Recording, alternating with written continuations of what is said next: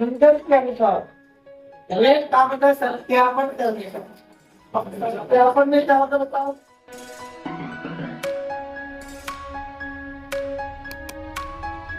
होती है और सत्य कुछ है ओम के नियम को ड्राफ्ट के नियम का ड्राफ्ट कैसा होता है।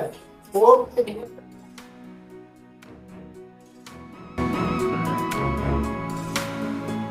के अनुसार पहले काम का सत्यापन करने का। अब सत्यापन में क्या होता है बताओ।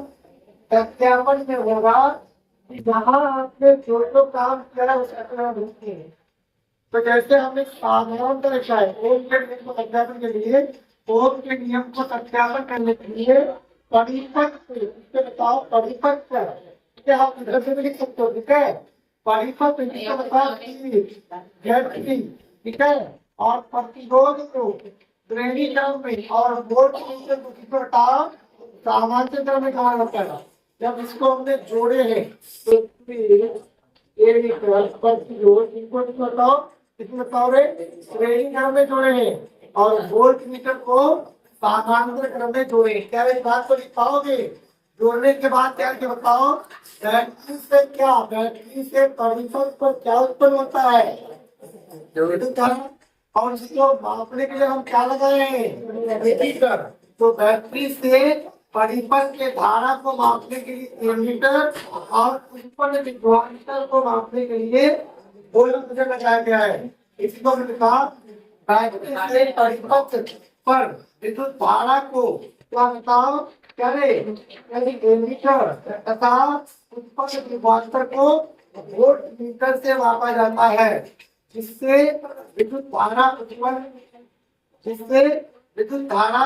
निरंतर सीधा समानुपाती होता है और इस प्रयोग को ग्राफीय विधि में दर्शाया जा सकता है दिखाया जा सकता है।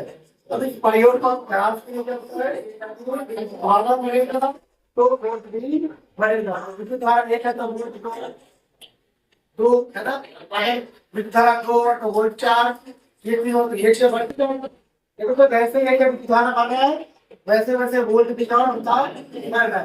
अब इसको हमने ग्राफ में दिखा दिया तो ग्राफ कितना तो कैसे दिखा सकते हैं देखा थोड़ी बारी तो ये वाले होंगे ठीक है। हमने विद्युत धारा मान लिया ये हमने क्वांटम मान लिया। अब इसमें देखो तो ये एक था तो ये दो दिया ये दो था तो ये चार तीन था तो ये छह है। अब इसको आप क्या देखोगे ये सारा देखा है बताओ क्या बताओ का पांच नीचे बनाते हैं अर्थात फोर्स के नियम को ग्राफ में किसी से हल करने पर एक शर्त देने की प्राप्ति होती है। आप सत्य कुछ है फोर्स के नियम को ग्राफ के ग्राफ कैसा होता है फोर्स के नियम का ग्राफ कैसा होता है एक सरल समझ गए। यहाँ से सब आ रही है। Do you understand?